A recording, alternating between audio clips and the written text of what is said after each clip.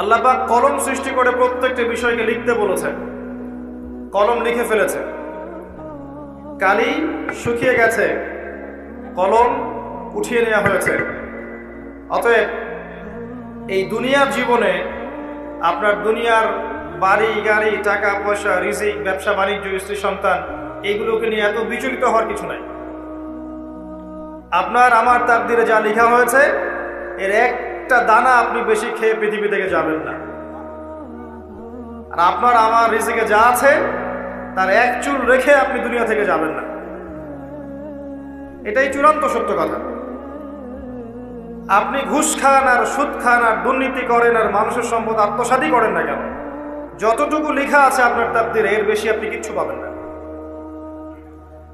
আর আপনি হালালে থাকার জন্য যতই কষ্ট করেন, হালালে আছেন, সবজি বিক্রি করে খাচ্ছেন, আপনি ছোটখাটো ব্যবসা করছেন, মানুষ আপনাকে দাম দেয় না, আন্ডারএস্টিমেট করে, গরিব বলে, ফকির মিসকিন বলে, কিন্তু আপনার তাকদিরে যা আছে আপনি সেটাই পাবেন, এর বেশি আপনি কিচ্ছু পাবেন। হুয়াল আউয়ালু ওয়াল আখির, আল্লাহ পাক প্রথম এবং আল্লাহই শেষ।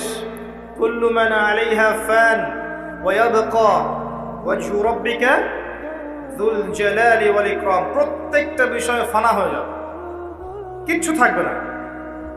এখন আপনি পৃথিবীতে যা দেখছেন এগুলোর কিছুই থাকবে না। প্রত্যেক মানুষ, প্রত্যেকটা জিন, প্রত্যেক উদ্ভিদ, প্রত্যেক এই প্রাণী, আকাশ, মহাবিশ্ব সবাই শেষ হয়ে যাবে, কিচ্ছু থাকবে না। এই বিষয়টা আগে ভালো করে হজম করতে হবে যে আমরা এখানে থাকতে আসিনি, আমরা এই দুনিয়ায় থাকতে আসিনি, আমরা এখানে এসেছি চলে যেতে। যার মনের মধ্যে এই কনসেপ্ট থাকে সে কখনো আল্লাহ পাকের বিদ্রোহী হতে পারে না, সে কখনো আল্লাহ দ্রোহিতা করতে পারে না, কুফরি করতে পারে না, শিরক করতে পারে না, আল্লাহর অবাধ্য হতে পারে না। যার মনের মধ্যে এই চিন্তা বদ্ধমূল যে আমি এখানে থাকতে আসিনি, আমি এখানে মুসাফিরের মতো এসেছি, গাছের ছায়ায় বিশ্রাম নিচ্ছি, বিশ্রাম নিয়ে শেষ হবে চলে যাব। যারাই আল্লাহ দ্রোহিতায় লিপ্ত হচ্ছে, শিরিক করছে, বেদাত করছে, হারাম খাচ্ছে, ঘুষ খাচ্ছে, সুদ খাচ্ছে, জেনা করছে, আল্লাহ দ্রোহিতা করছে, আল্লাহর বিধানকে অস্বীকার করছে, তারা ইনডাইরেক্টলি ধরে নিয়েছে যে তারা মনে হয় পৃথিবীতে চিরকাল থাকবে। কারণ যদি কিয়ামতের মাঠের কথা তাদের স্মরণ থাকতো তারা কখনো এই কাজগুলো করতে পারতো না, পারতো? এবার আসেন, আল্লাহ পাক কলম সৃষ্টি করে তাকদীর লিখেছেন। অতএব তাকদীর নিয়ে প্রিয় ভাইয়েরা বিচলিত হবেন না। আপনার তাকদীরে যা আছে আপনি পাবেন, যা নাই কোশ্চিনকালেও পাবেন না, ফুল স্টপ। আপনার তাকদীরে যা আছে আপনি পাবেন, না পেয়ে আপনি দুনিয়া থেকে যাবেন না, ফুল স্টপ। আর আপনার তাকদীরে যা নাই সারা দুনিয়ার মানুষ মিলে আপনাকে দিতে পারবে না, এই চিন্তাটা আগে মাথার মধ্যে সেট করেন। এই চিন্তা যার মধ্যে ইনস্টল করা আছে সে আত্মহত্যা করে না কখনো, সে হতাশ হয় না কখনো, সে ভয় পায় না, আল্লাহর পথে চলতে গিয়ে পিছু পা হয় না, সে জালেমের সামনে মাথা নত করে না। যার মাথায় এই চিন্তা আছে আল্লাহ যা লিখেছেন এটা হবে, যা লিখেন নাই সারা দুনিয়ার মানুষ মিলে সেটা হবে, সিম্পল। এর মধ্যে আল্লাহ পাক পরীক্ষায় ফেলবেন, ওই বিষয়টা ডিফারেন্ট। আমি অবশ্যই তোমাদেরকে পরীক্ষা করব ভয় দিয়ে, ক্ষুধা দিয়ে, সন্তানের কি ইন্তেকাল দিয়ে, ফসলের ক্ষতি দিয়ে, সম্পদের ক্ষতি দিয়ে আমি পরীক্ষা করব। কিন্তু যারা সবর করবে এবং যারা এই কনসেপ্ট রাখবে ইন্না লিল্লাহি ওয়া ইন্না ইলাইহি রাজিউন, এদেরকে আল্লাহ পাক প্রশংসা করেছেন, ইনশাআল্লাহ এরা সফল হবে। আল্লাহ পাক তাকদীর লিখে ফেলেছেন, তাকদীর নিয়ে টেনশন করবেন না, রিজিক নিয়ে টেনশন করবেন না। এখনকার যুব সমাজের সবচেয়ে বড় টেনশন রিজিক। একটা জব, একটা ভালো জব, একটা ভালো ব্যবসা, সে সিকিউরড লাইফ চাচ্ছে, রিজিক নিয়ে চিন্তা করবেন না। আপনার কাছে যে রিজিক আছে এটা আপনার কাছে আসবেই ইনশাআল্লাহ। হয়তো সময় লাগছে কিন্তু আপনার কাছে আসবে ইনশাআল্লাহ। আপনি হালালের উপর থাকবেন, ন্যায়ের উপর থাকবেন। আপনি অন্যায় পথে রিজিক সার্চ করবেন না। আপনার তাকদিরে যে রিজিক আছে আপনার কাছে আসবে ইনশাআল্লাহ। এবার আসেন, আল্লাহ পাক এরপরে সৃষ্টি করেছেন মহাবিশ্ব। এই পুরো মহাবিশ্ব তাকদির লেখার পরে মহাবিশ্ব কয়দিনে? ফি সিত্তাতি আইয়াম, 6 দিন। মাত্র 6 দিনে আল্লাহ পাক পুরো মহাবিশ্ব সৃষ্টি করেছেন।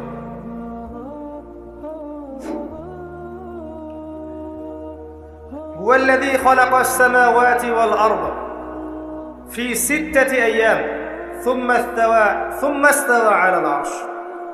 সূরা হাদীদের মধ্যে আয়াত আছে, তিনি সে আল্লাহ যিনি এই মহাবিশ্ব সৃষ্টি করেছেন 6 দিনে, এরপরে আরশের উপর সমাসীন হয়েছেন।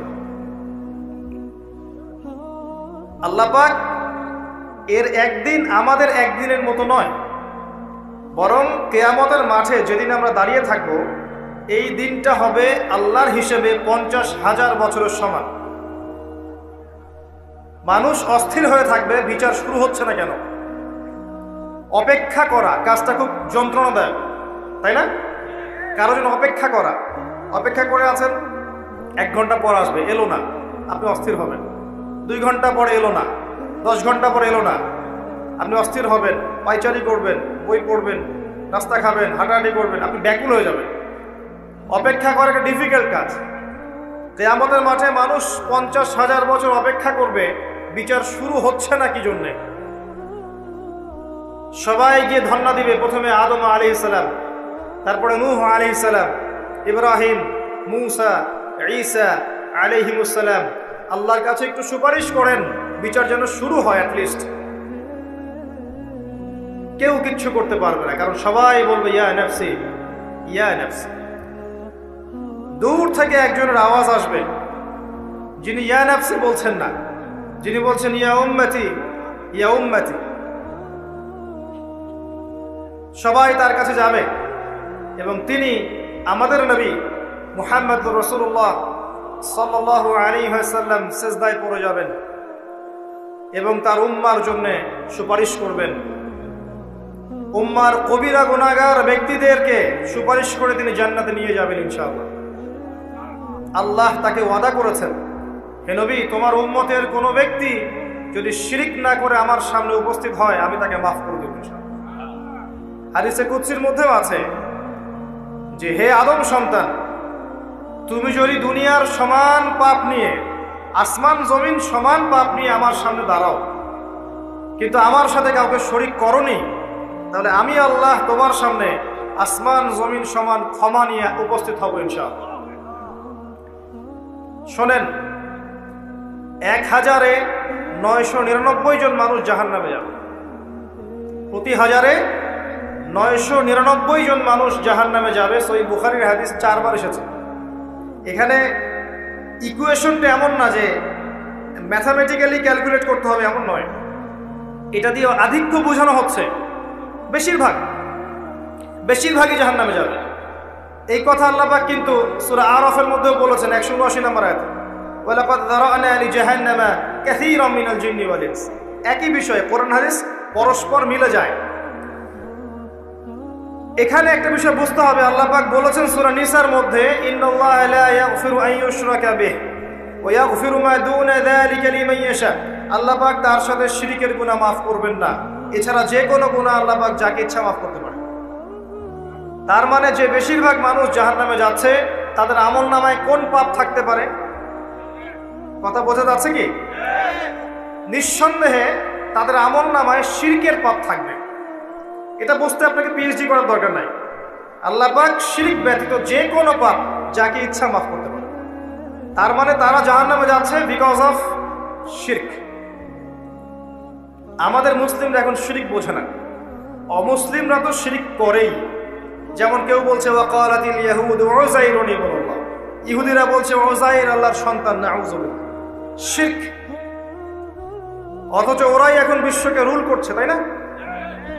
ওয়াকালাতিন নাসারা আল মাসীহ ইবনুল্লাহ, নাসারা বলছে যে ঈসা ইবনে মারইয়াম আল্লাহর সন্তান, তাই না? অথচ ওই সভ্যতাই এখন বিশ্বকে রুল করছে। যালিকা কাউলুহুম বিআফওয়াহিহিম এটা ওদের মুখের কথা, এটা জাস্ট মুখের কথা। আবার অনেক সময় দেখা যায় যে আল্লাহকে বাদ দিয়ে আমরা মাধ্যম পূজাও করছি।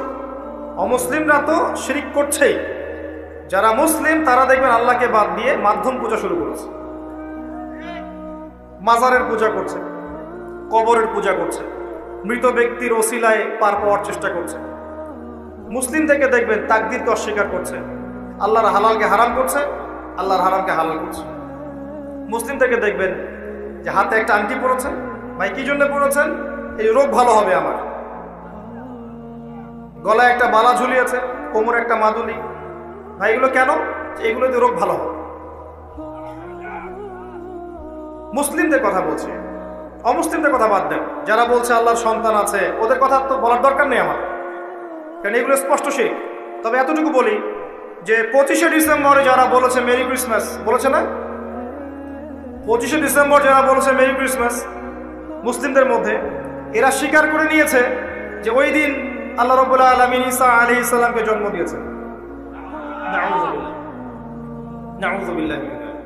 আর এটা এত বড় একটা কথা, এই কথা যদি আসমান জমিন আর পাহাড় শুনে রিয়্যাক্ট করতে পারতো, থরথর করে কেঁপে ভেঙে যেত। সূরা মারিয়ামের শেষের দিকে পড়ে দেখেন,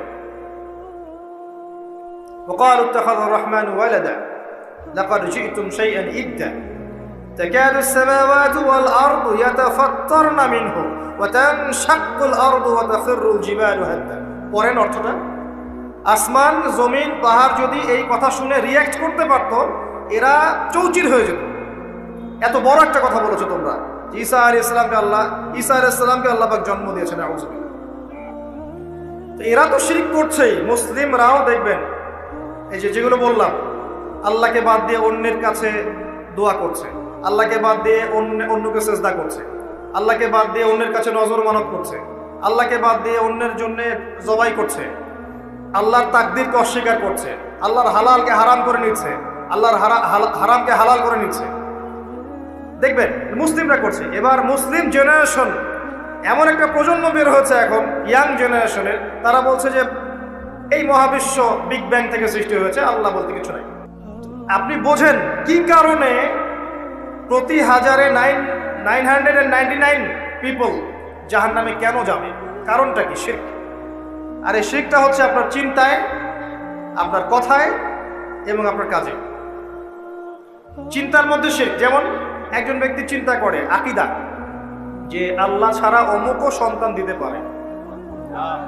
এরকম আকীদা নাই মুসলিমদের? আছে। একজন বলছে আল্লাহ কল্যাণের মালিক আর শয়তান হচ্ছে অকল্যাণের মালিক। কথাটা শুনতে খুব ভালো লাগে না? অকল্যাণ হয়তো আল্লাহর পক্ষ থেকে আসে না, আল্লাহ পবিত্র, অকল্যাণ শয়তানের পক্ষ থেকে আসবে। ব্যাপারটা কি এমন? ভালো মন্দ, কল্যাণ অকল্যাণ, দুঃখ কষ্ট সুখ সবকিছু কার পক্ষ থেকে আসে? এমন নয় যে ভালোগুলো আল্লাহ দেন, অকল্যাণগুলো শয়তান দেয়। নাউযুবিল্লাহ। এরকম আকীদা আছে মানুষ। কিছু মানুষ বলছে তাকদীর বলতে কিচ্ছু নাই, মানুষ নিজেই তার কর্মের নিয়ন্ত্রণ। শিরক। কিছু মানুষ বলছে যে ভাগ্যই সব, মানুষের কাজের কোনো স্বাধীনতা নাই। মানে ভাগ্যই সব, আমার কাজের কোনো স্বাধীনতা নাই, আমি কলের পুতুল। চুরি করেছো কেন? আল্লাহ তাকদীরে লিখেছে তাই। সুদ খাও কেন? ঘুষ খাও কেন? রিলিফের মাল মেরে খাও কেন? আল্লাহ তাকদীরে লিখেছে তাই। এরকমও কিছু মানুষ আছে। প্রত্যেক পদে পদে আপনি শিরক পাবেন। আপনি আল্লাহকে ছাড়া সেজদা দেখতে পারবেন, আল্লাহকে ছাড়া মানুষ নজর করছে, মানত করছে, কসম করছে, কুরবানি করছে, সেজদা করছে, দোয়া করছে এবং ওসিলা পূজা করছে যে আল্লাহ বাদ দিয়ে অমুকে আমাকে পরকালে পার করিয়ে দিবে। নাউযুবিল্লাহ বলছেন ঠিকই, কিন্তু আমাদের দেশের বহু মানুষের আকীদা এমন যে আমাকে পরকালে পার করায় দেওয়ার লোক আছে, সমস্যা নাই। শোনেন, পরকালের প্রতিটা সুপারিশ আল্লাহর ইখতিয়ারে। একজন শহীদ, আল্লাহর পথের শহীদ, তিনি কিন্তু সুপারিশ করবেন, কিন্তু তিনি নিজের ক্ষমতায় করবেন না আল্লাহর ক্ষমতায় করবেন। আলেম, হাফেজ, আল্লাহর পথের যারা মুজাদ্দিদ ছিলেন, আল্লাহওয়ালা আউলিয়া মানুষ, নবীগণ, সিদ্দিকগণ, সুহাদা সুপারিশ করবেন নিজেদের ক্ষমতায় না আল্লাহর ক্ষমতায়। আকীদা স্পষ্ট না থাকলে তখন আমল করতে গিয়ে শিরক হয়ে যাবে।